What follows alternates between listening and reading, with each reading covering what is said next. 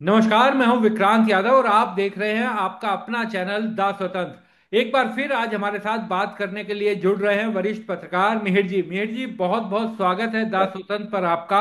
मिहिर जी, सबसे पहले तो यही कि चुनाव प्रचार रुक गया है, आज शाम को शांत हो गया है। जो लगातार हेलीकॉप्टर उड़ रहे थे वो सब रुक गए हैं। अब असल खेल अब शुरू होगा दूसरे चरण के मतदान से पहले। तो किस तरह की खबरें आ रही हैं प्रचार रुकने के बाद? खबरें तो विक्रांत जी सच पूछिए तो थोड़ा बोलना हालांकि जल्दबाजी होगी, लेकिन जो खबरें आ रही हैं वो बीजेपी के लिए बिल्कुल अशुभ खबर है। गुड न्यूज तो बिल्कुल कतई नहीं हो सकता, बैड न्यूज है। क्योंकि जो पहले चरण की जो फाइनल तस्वीर आ रही है और जैसा ग्राउंड पे जो लोग मौजूद हैं उन लोगों की रिपोर्ट बता रही है, और जिन लोगों से मेरी तमाम लोगों से बातचीत हुई, तो उसमें कहानी बिल्कुल साफ हो गई है। आज पहली बार तो स्वतंत्र के दर्शकों से मैं एक जो मुझे शेयर किया गया। हाँ। अब देखिए, जनता का जनादेश है, फाइनली क्या होना है ये तो 14 नवंबर को तय होगा। और लेकिन जो तस्वीर आ रही है उसमें क्लियर कट पिक्चर एक इमर्ज हो रही है विक्रांत जी। 121 सीटों की जो लड़ाई थी उसमें जो मतदान हुआ 6 नवंबर को हुआ, उसमें बिल्कुल क्लियर कट एक पिक्चर इमर्ज होती आ रही है। उस पिक्चर में, उस फ्रेम में भारतीय जनता पार्टी कहीं नजर नहीं आ रही है। पहले नंबर पर जेडीयू नजर आ रही है फिलहाल, दूसरे नंबर पर आरजेडी नजर आ रही है, और तीसरे नंबर पर बीजेपी है। और तीसरे नंबर में भी एक कहते हैं कि चिराग पासवान को तो कंसोलेशन प्राइज मिलने के भी आसार नहीं है। हालांकि कुछ सीटों पर उनके जो प्रत्याशी हैं मजबूत लड़ाई लड़ रहे हैं, क्योंकि उनका एक दो प्रत्याशी इसमें ऐसे भी है जिनका अपना बाहुबल का एक जोर रहा है। हालांकि वो हार गए थे, ऐसा नहीं है कि नहीं, लेकिन कुछ चीजें ऐसी सामने आ रही जिसके हिसाब से एक क्लियर कट। और सबसे बड़ी बात यह है, जो एक और कहते हैं ना कि एक बुरी खबर, जब कहते हैं कि तार से गिरे खजूर पे अटके, तो बीजेपी के साथ वही कहानी हो गई है। वजह क्या है?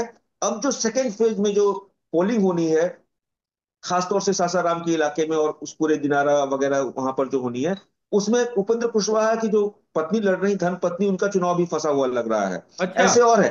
हालांकि वो एक ऐसा क्षेत्र है जहां पिछले बार 7 से 7 सीटें जो है महागठबंधन को मिला था, पर उसमें हुआ खेल क्या हुआ कि एक आध प्रत्याशी वो। और अच्छी बात जो एलजेपी के खाते में रही कि उनको मिल गई इसमें से कई सीटें। तो इस बार उस क्षेत्र से, उसमें 7 सीटों का एक चंक है। पहले इसमें हम लोग बात कर लेते हैं, जी। जिसमें आपको प्रशांत किशोर के जो जनसुराज के सूत्रधार हैं, उनका भी उधर ही पड़ता है, कर घर में उनका पड़ता है, जहाँ के वो रहने वाले हैं। तो वहां पर चुनाव बहुत फंसा हुआ है। हाँ। हालांकि इतिहास ये बताता है कि 2020 में बीजेपी को कामयाबी वहां से नहीं मिली थी, और बीजेपी ने पिछले चुनाव में वहां अपने गठबंधन एनडीए के साथियों खड़ा किया था। और इस चुनाव में तो उस क्षेत्र से बीजेपी ने बिल्कुल तौबा कर लिया, क्योंकि अपना एक ही प्रत्याशी नहीं उतारा है। या तो वहां पर कुशवाहा की पार्टी के प्रत्याशी हैं या चिराग पासवान की पार्टी के प्रत्याशी हैं। लेकिन वहां कहानी बिल्कुल फंसी हुई है। दूसरा जो सबसे इंपॉर्टेंट मैं ये कहना चाहूंगा, जो अभी तक की तस्वीर आ रही है, तो सबसे बड़ा जो एक चंक होता है जो इस पूरे इनमास वोट करेगा, तो वो सीमांचल का है। वहां हाँ। से 24-25 सीटें तकरीबन आती हैं। वहां जिसकी जीत होगी, यकीन मानिए सरकार उसी की बनेगी। और फिलहाल जो सीमांचल का इलाका है बिहार का, यानी पूर्णिया हो गया, कटिहार हो गया, फारबिसगंज, ये सब इलाके हो गए, उन इलाकों में, अररिया हो गया, उन इलाकों में जो पहले भी माहौल रहा है, वो बहुत बहुत कुछ ऐसा नहीं रहा है कि उसमें बीजेपी बहुत कुछ खास उम्मीद कर पाए। तो ऐसे में 24-25 सीटें वहां पर किसके हक में जाती हैं? और यहाँ नहीं भूलना पड़ेगा कि पप्पू यादव का अपना एक वर्चस्व है। तीसरा क्या है कि ओवैसी का फैक्टर, जिसको बहुत बढ़ा चढ़ा करके पेश किया जाता हाँ। रहा, और इसकी वजह से कि ओवैसी की पार्टी को ठीक ठाक वहां से पांच एमएलए उनके हाँ, उनके जो पिछली बार प्रदेश हालांकि के बाद में अध्यक्ष वो हैं। सब एक उनके प्रदेश अध्यक्ष को छोड़कर बाकी सब तेजस्वी के साथ चले हाँ, गए। वो हो गए, तो चूंकि ओवैसी के बारे में तो सब जानते हैं कि वो बीजेपी की बी टीम है। ओवैसी हर जगह वहीं आपको सिंधबारी क्यों करने पहुंच जाते हैं जहां ऑलरेडी एक चैलेंजर मौजूद है। भाई, अगर आप इतने बड़े पैरोकार हैं मुसलमानों के, आप इतने बड़े हिमायती हैं अल्पसंख्यकों के, तो ये बीजेपी की बी टीम होने का जो मास्क लगाओ, मुखौटा उतारिए, फिर आइए मैदान में। वैसा ओवैसी करते नहीं है। ठीक है, लच्छेदार भाषा बोलते हैं, पढ़े लिखे व्यक्ति हैं, वकील हैं, उनकी तकरीरें बड़ी वैसी होती है कि इसको सुन करके कोई भी कम्युनिटी का आदमी का रोंगटे खड़े, अच्छा इस देश में ऐसा भी हो रहा है, तो ओवैसी उस तरह की राजनीति करते हैं। लेकिन इस बार क्या कहानी है कि ओवैसी के उम्मीदवारों को खदेड़ा जा रहा है। जो कि हाथ से तस्वीर आई थी, इन्हीं जिसका आप नाम दे रहे हैं, जो वहां के प्रदेश अध्यक्ष हैं एआईएमआईएम के, उनको खदेड़ दिया गया था। तो यानी कि वहां का जो पूरा एक वोट का जो पोलराइजेशन है, और हम सब जानते हैं ये वो चुनाव है जो बिहार में जातीय जनगणना के बाद का चुनाव है। ठीक है। इसका कंपैरिजन हम लोकसभा चुनाव से नहीं कर सकते विक्रांत जी। लोकसभा चुनाव में लोग केंद्र के आश्रय होते हैं, वहां की बड़ी तस्वीर देखते हैं, राज्य की तस्वीर नहीं देखते हैं। पर ये चुनाव वो है, यहाँ पर बिहार की हर एक 243 सीटों में बिल्कुल लोकलाइज्ड जातीय अस्मिता के नाम पर यह चुनाव हो रहा है। यानी जाति जो है अब भी नहीं जाती है, जाति अभी भी एक ऐसा ध्रुव सत्य है। और खास तौर से अब ये लोग सवाल कर रहे हैं कि भाई 10% वालों को बीजेपी ने 49 फीसदी टिकट क्यों दे दिया। हाँ। आप एक सामाजिक न्याय की बात करते हैं तो आपने 49 फीसदी को टिकट दे दिया।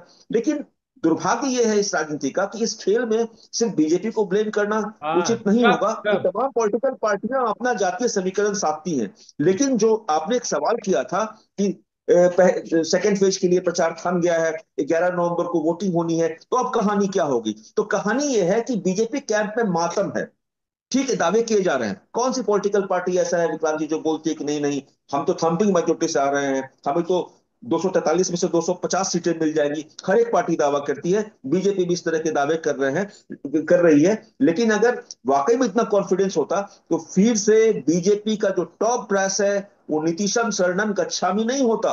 नीतीश के सामने सब लोग अब दंडवत हो गए हैं, क्योंकि सब लोगों का एहसास हो गया है कि जो एक चूक बीजेपी ने किया था सीएम के फेस को अनाउंस करने में, लगातार हिला हवाला टालम मटोल, मतलब एक तरीके से ऐसा चल रहा था, उन लोगों को इतना ओवर एस्टिमेट कर लिया था अपने कंडीशंस को। उन लोगों को बीजेपी के टॉप ब्रास को लग रहा था। और ये फीडबैक लोकल गया था, जैसे मैंने कल बताया, हाँ। नित्यानंद राय की अपनी अलग अलग मंडली है, संजय मयूख की अपनी अलग मंडली है। उसके अलावा जो सम्राट चौधरी हैं डिप्टी सीएम, उनकी अलग मंडली है। तो इन लोगों ने इन कंडीशंस को बहुत बढ़ा चढ़ा करके बॉस को, ताकि बॉस तो गब्बर तो हमें शाबाशी देगा, लेकिन अफसोस कि गब्बर शाबाशी नहीं देगा। आप देख लीजिएगा जब नतीजे आएंगे, जब नतीजे आएंगे जो इंडिकेशंस मिल रहे हैं, और ये अगर जनादेश हुआ, ज्ञानादेश नहीं हुआ, तो इन सब नेताओं की हाजिरी दिल्ली में लगेगी। उसके बाद फिर जो चाणक्य एंड पूरी कंपनी है वो क्या हाल करती है वो मालूम चलेगा। क्योंकि नतीजे तो वैसे आ नहीं रहे हैं, चुनाव तो पलट चुका है। सेकेंड फेज में कोई चमत्कार हो जाए, क्योंकि अभी भी 48 घंटे का वक्त है, तो चुनाव में कई बार रातों रात हवा बदलती है। लेकिन अगर पहले फेज के मतदान को हम लोग इंडिकेशन माने, उसको सूचक माने, तो कहानी बिल्कुल ऐसी स्पष्ट हो चुकी है, जिसका आभास, जिसका अंदाजा बीजेपी को हो चुका है। उनके हाथों के तोते उड़ गए हैं। अब चील बाज कौआ मैंने सीबीआई ईडी कहीं कोई कुछ काम, क्योंकि सब जानते हैं कि नीतीश जी का अपना ट्रैक रिकॉर्ड रहा है।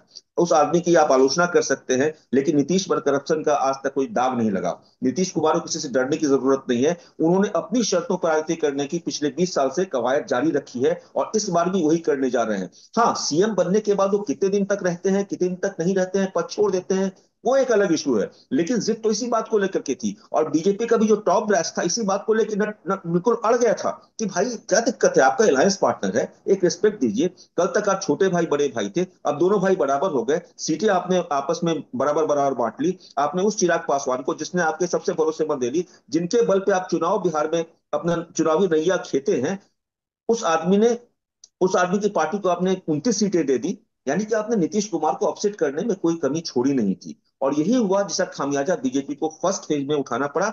और एक बात और मैं बताऊंगा विक्रांत जी आपसे, जी। कि बीजेपी का जो अपना एक बेस रहा है वो एक अर्बन बेस रहा है, हाँ। शहरी वर्ग जिसको हाँ। बोलते हैं। इस बार कई शहरों के चुनाव में बीजेपी फंसी हुई है। जो पटना जिला पहले बीजेपी का गढ़ हुआ करता था, वहां पर किरकिरी हो जाएगी, आप देख लीजिएगा। तो कई सारी ऐसी चीजें हैं जो बीजेपी के लिए बहुत अच्छी खबर नहीं है। हाँ, रातों रात माहौल बदल जाए, 122 सीटों पे कुछ खेल हो जाए, या जनता का बिल्कुल हृदय परिवर्तन हो जाए, या नीतीश के कोर वोटर जो हैं वो बीजेपी के हक में वोट करने लगे, वो चिराग पासवान की पार्टी के हक में करने लगे, तो कहानी तो यही हो गई थी ना कि तीर ही लालटेन है, लालटेन ही तीर है। यहाँ वही कहानी सामने। और ये कोई बात मैं नहीं कह रहा हूं, आप बिहार के किसी भी सीनियर जर्नलिस्ट से पूछिए, किसी भी ऐसे व्यक्ति से पूछिए जो ग्राउंड की समझ रखता है, तो सबको पता है कि इस बार कहानी क्या हुई है। ठीक है, चुनाव नंबर का गेम है, तो अल्टीमेटली जो ही फैसला जनादेश आता है वो तो 14 को स्पष्ट हो पाएगा। लेकिन आपने तस्वीर की बात की थी, तो तस्वीर ऐसी ही है विक्रांत जी। लेकिन इससे एक चीज तो फिर निकल के सामने आ रही है, क्योंकि बहुत लोग ये कह रहे हैं कि इस बार नीतीश कुमार की पार्टी अच्छा प्रदर्शन करेगी। तो नीतीश कुमार 2020 में जो एंटी इनकम्बेंसी और बड़े तमाम तरह की चीजों से जूझ रहे थे, वो अपने सबसे छोटे स्कोर पर पहुंच गए थे 43।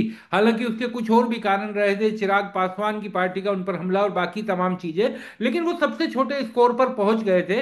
इसका मतलब तो नीतीश कुमार ने कमबैक, बढ़िया कमबैक किया है। और आज भी बिहार की राजनीति में नीतीश कुमार एक बड़ा चेहरा है जिनके इर्द गिर्द ये राजनीति घूम रही है स्टेट की। पूरी परेशानी की, बीजेपी की परेशानी की जड़ में तो यही बात है कि नीतीश के बराबर का कोई चेहरा नहीं है। बिहार विधानसभा चुनाव में ठीक है, मोदी जी की अपनी फैन फॉलोइंग है, लेकिन जो वहां का लोकल वोटर है, जो वहां का स्थानीय मतदाता है, चाहे किसी विधानसभा क्षेत्र को, वो नीतीश के लिए वोट करता है। इसलिए नीतीश कुमार बीजेपी के लिए जरूरी नहीं, मजबूरी भी थे। इस बार कमबैक का यह है कि पिछली बार तो आपको ही पता है, हनुमान जी ने लंका दहन कर दिया था। जिसने लंका दहन कर दिया उसको आपने अवार्ड दे दिया, खुलेआम वो बताते फिर रहे हैं। और आप ये समझिए कि बाद में जब चिराग पासवान को लगा भाई इसमें तो पूरा खेल खत्म हो जाएगा, तो छठ के दिन जो प्रसाद वाली घटना हुई, उन्होंने पैर छुए, मनाने की कोशिश की। पर नीतीश कुमार जितना बाहर से दिखते हैं उससे कहीं गहरे अंदर तक है, उनकी था पाना संभव नहीं है। और मैं क्या बोलूंगा, इस देश की राजनीति को, इस देश के चुनाव को जो लोगों ने कम से कम 40 साल 50 साल से कवर किया है, वो सब इस बात को जानते हैं, जिन्होंने नीतीश को करीब से देखा है। उनको ही पता है उनका अपना ट्रेडमार्क है। ठीक है, मंच पर कई बार आपको दिख जाएगा नीतीश कुमार, हाल के सालों में देखने को मिला था, जब वो प्रणाम कर रहे हैं, पैर छू के प्रणाम कर लेते हैं, मोदी जी से कर रहे हैं, वो एक अलग चीज है। लेकिन जिस वक्त नीतीश कुमार को ये हिंट हो गया कि बीजेपी उनके खिलाफ गेम कर रही है, उसी रोज आप यकीन करेंगे, नीतीश कुमार जब लोगों के हेलीकॉप्टर उड़ने बिहार में बंद हो गए थे, इस बीच में खराब मौसम था, बारिश थी, तब भी नीतीश कुमार ने सड़क से सफर तय किया।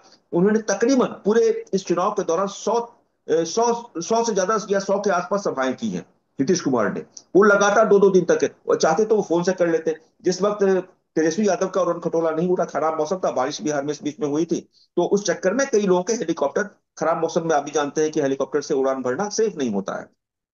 लेकिन तब भी नीतीश कुमार ने घर पर बैठना पसंद नहीं किया था। उन्होंने चुनाव का पूरा कंट्रोल अपने हाथ में ले लिया था।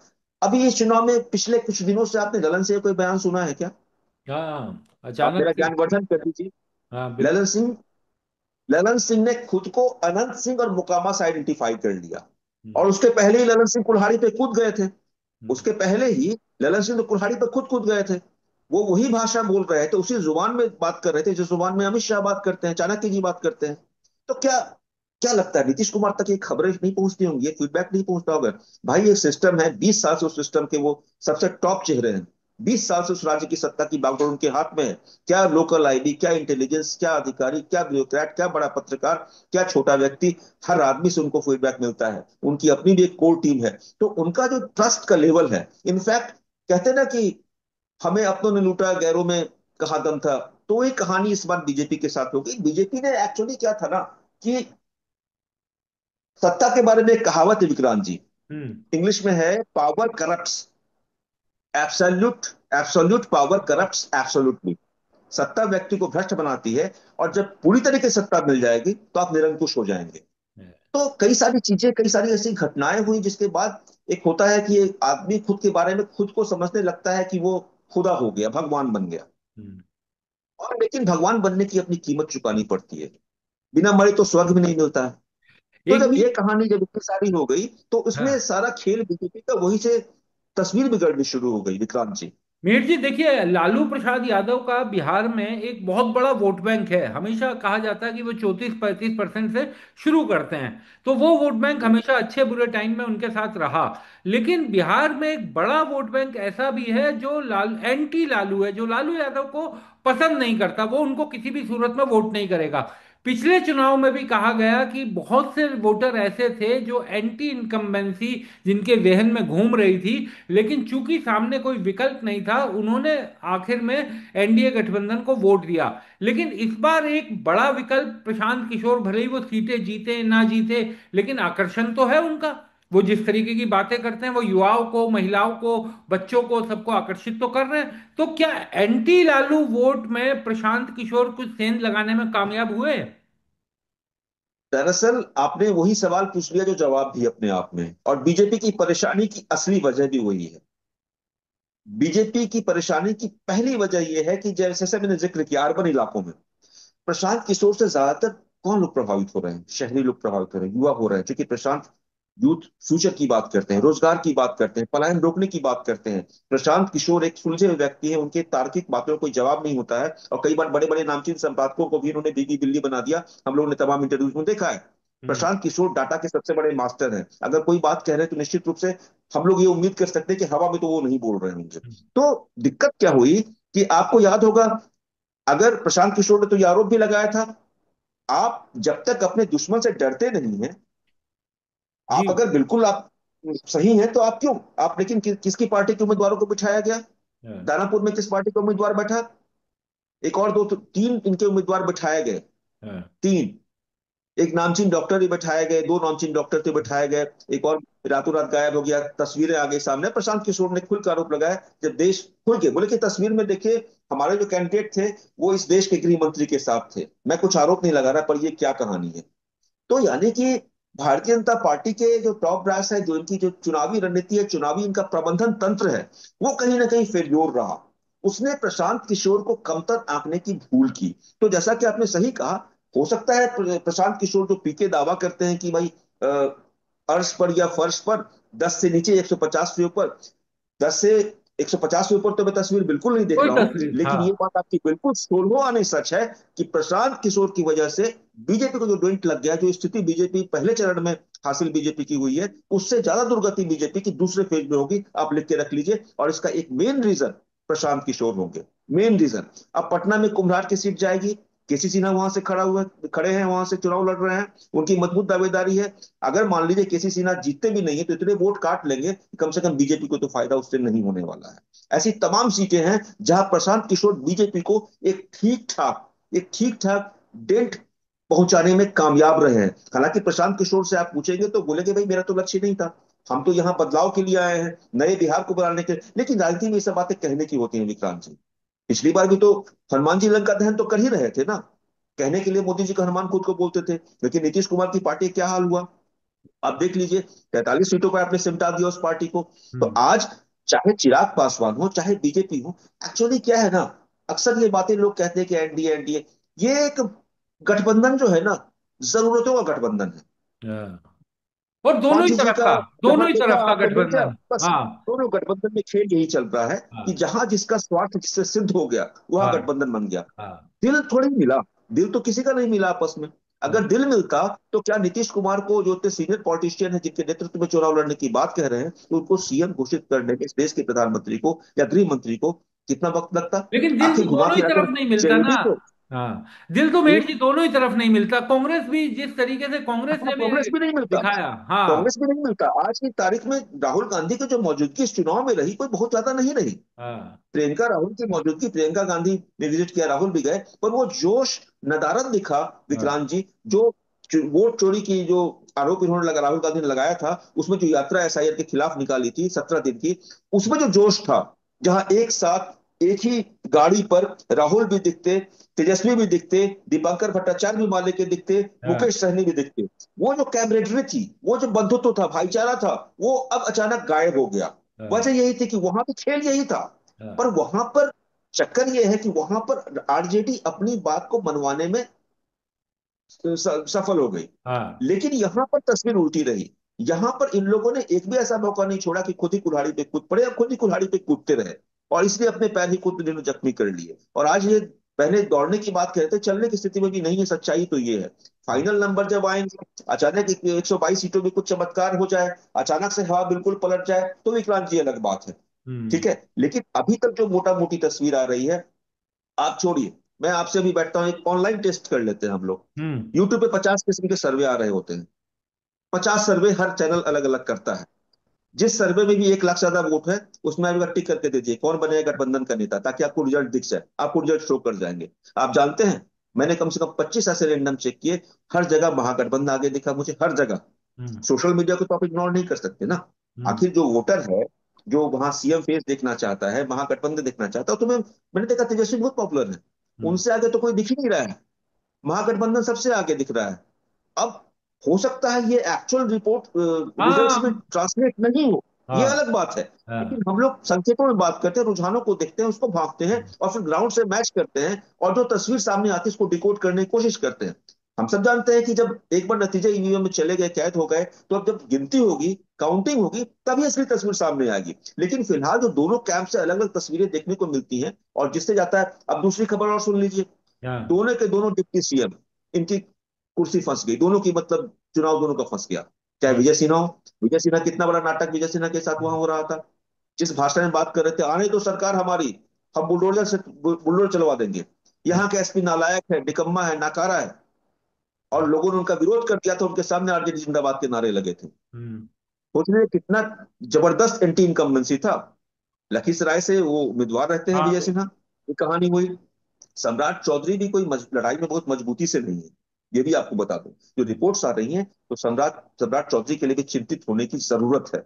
इसलिए आप देखेंगे इन सब नेताओं के दावे तो ये लोग करते हैं, दावे तो हमेशा कर देंगे, इस बार थंपिंग मेजोरिटी आएगी, बस चलेगा तो बोलेंगे 121 नहीं, 121 में से हम 125 सीटें जीत रहे हैं। भाई हाँ। नेता हैं, राजनीति में है तो कुछ भी बोल सकते हैं, उनको तो हक है, इस बात का लाइसेंस मिला हुआ है, तो उसमें हम आप क्या कर लेंगे। लेकिन जो ग्राउंड की जो रियलिटी है, जो जमीनी हकीकत और यथार्थ है, वो कहानी बीजेपी के लिए एक कोजी पिक्चर नहीं दिखाता है। लेकिन एक डिस्क्लेमर के साथ विक्रांत जी ये बात बोलने का जोखिम ले रहा हूं, कई जानते हो कई बार हम लोग ट्रोल हो जाते हैं, हाँ। सबको लगता है, लेकिन जो तस्वीरें वहां से मिल रही हैं, जो ग्राउंड रिपोर्ट्स मिल रहे हैं, जो इनपुट्स मिल रहे हैं, और सारे इनपुट्स भूल जाइए, खबर तो यहां तक कि खुद जो बिहार बीजेपी के पास, टॉप ब्रास के पास जो खुफिया इनपुट गया है, उस खुफिया इनपुट में भी बहुत चौंकाने। आपको तो पता है मोदी जी ने तो कल ही सभा समापन की घोषणा कर दी थी। हम्म। मोदी जी के बॉडी लैंग्वेज में थोड़ा सा कहीं ना कहीं मायूसी झलक रही थी। हम्म। और जिस तरह की भाषा के इस चुनाव में प्रचार में इस्तेमाल मोदी जी ने किया, हम्म। करपट्टी और कट्टा, इस देश के प्रधानमंत्री से कम भाषा की एक शालीनता की उम्मीद हम सब करते हैं। हम्म। भाई आप विश्व के नायक हैं, विश्व गुरु हैं, आपका डंका पूरे दुनिया में डंका बजता है, तो वहां पर आप एक विकास की बात करते, एक नई बात लिखते, कहाँ आप कट्टा, और उस जिस कट्टे को बिहार, आप खुद कहते हैं कि 20 साल पहले जंगल राज था, उस कट्टे को तो बिहार ने 2005 के बाद ही उसने बिसरा दिया था। आप दोबारा उस बिहार में कट्टे की बात करेंगे, तो कहीं ना कहीं चुनाव जीतने की होड़ में साम दाम दंड भेद, हाँ। ये आज का न्यू नॉर्मल है। आज की राजनीति का नया सत्य यही है, और सामान्य नया सामान्य यही है, न्यू नॉर्मल यही है, कि आज की राजनीति में आप सत्ता पर होते हैं काबिज, तो आप और सत्ता हासिल करना चाहते हैं, और इसके लिए फिर चाहे आपको जो कर गुजरना पड़े, कोई फर्क नहीं पड़ता उसके लिए। अब वीवीपैट की पर्चियां मिली, वो पर्चियां हाँ। कहां से आई, क्या उसके हाँ। बारे में कोई जानकारी चुनाव आयोग की तरफ से कोई सफाई आई? ऐसी चुनाव 50 आयोग खबरें जांच ऐसी कर आ रहा रही है, हैं। जांच कर रहा है, जांच के बाद नतीजा। जांच करना हमको भी, हम सब जानते हैं कि इस देश में होता है कि तारीख पर तारीख, तारीख पर तारीख, तारीख पर तारीख, उसका सत्य। दिल्ली चुनाव में भी तो विक्रांत जी आपने तो बहुत एक्सटेंसिवली कवर किया था, इतनी हम्म। शिकायतें आम आदमी पार्टी ने की थी, एक बार भी चुनाव आयोग ने उसका संज्ञान लिया? क्या उसको एक्नॉलेज किया? क्या उस पर कोई जांच हुई, और कोई जांच हुई तो क्या सामने कोई रिपोर्ट आई? तो मीर जी। कहानी कुल मिलाकर फंसी हुई है। अब आने वाले वक्त में क्या होता है, ये तो खैर हम लोग ज्योतिषी तो है नहीं प्रिडिक्ट कर दें, सेफोलॉजिस्ट भी नहीं है। हम लोग को तो जो इनपुट्स मिलते हैं उसके आधार पर हम लोग उसकी व्याख्या करने की कोशिश करते हैं। उस आधार पर तस्वीर मुझे बीजेपी के लिए सुखद नहीं दिख रही है। हाँ, एक तस्वीर तो क्लियर कट दिख रही है, आरजेडी के भी नंबर इसमें अच्छे होंगे, और जेडीयू के भी नंबर इसमें अच्छे होंगे। कांग्रेस हो सकता है कि शायद पिछले चुनाव में जितना खराब प्रदर्शन किया था, हाँ, लेफ्ट का ट्रैक रिकॉर्ड इसमें अच्छा रहेगा, वो अपने लेफ्ट तो पिछली स्ट्राइक बार भी रेट को ठीक किया था। हाँ। स्ट्राइक रेट को मेंटेन रखेगी। बाकी प्रशांत किशोर एक ऐसे इमर्जिंग फैक्टर के तौर पर है जिससे बहुत ज्यादा डेट लगता हुआ मैं कम से कम बीजेपी को देख रहा हूँ, और किसी पार्टी को खास नहीं देख रहा हूँ विक्रांत जी। चलिए मीर जी, आप हमारे साथ जुड़े, बहुत बहुत शुक्रिया। और अपनी आपकी बात जो है लोगों ने सुनी, और लोगों को भी इंटरेस्ट, क्योंकि अब चूंकि एक ही दिन बचा है बीच में, परसों दूसरे राउंड का चुनाव हो जाएगा और 14 तारीख को नतीजा, तो आपसे फिर दोबारा बातचीत इस बीच होती रहेगी। नमस्कार। बहुत बहुत शुक्रिया।